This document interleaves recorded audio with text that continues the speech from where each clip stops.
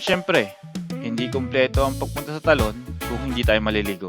Sa lugar na to, masarap talaga magbabad dahil presko ang tubig pero hindi nakakagulat ang lamig.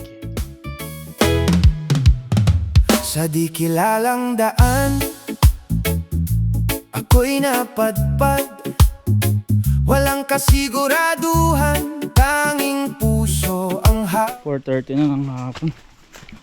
Sana kayanin pa yung next falls na pupuntahan natin.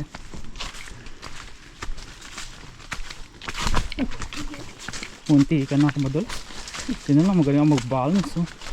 Ganon ako. Ganda ng design, parang scorpion.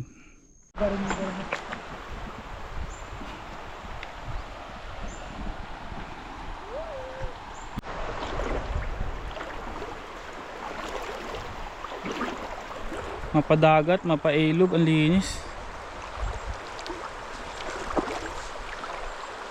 Sarap balik-balikan itong mga ganito eh.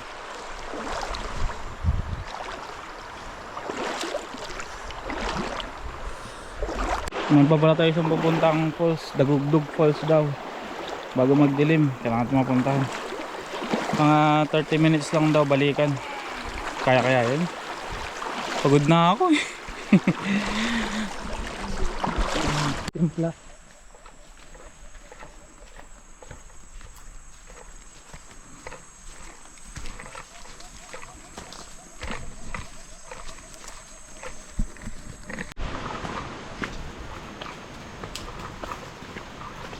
May isa pang ilog pa pala nadaanan natin.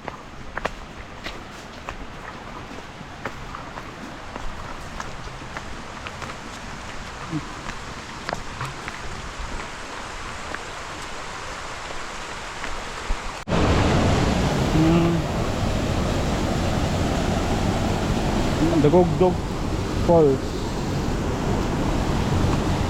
Maganda din siya.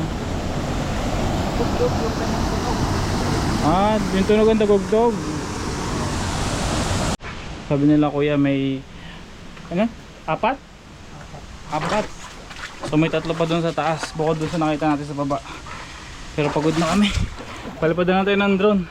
Meron ng ano dito eh, flat surface sa second na talon. Ito natin magpalipad.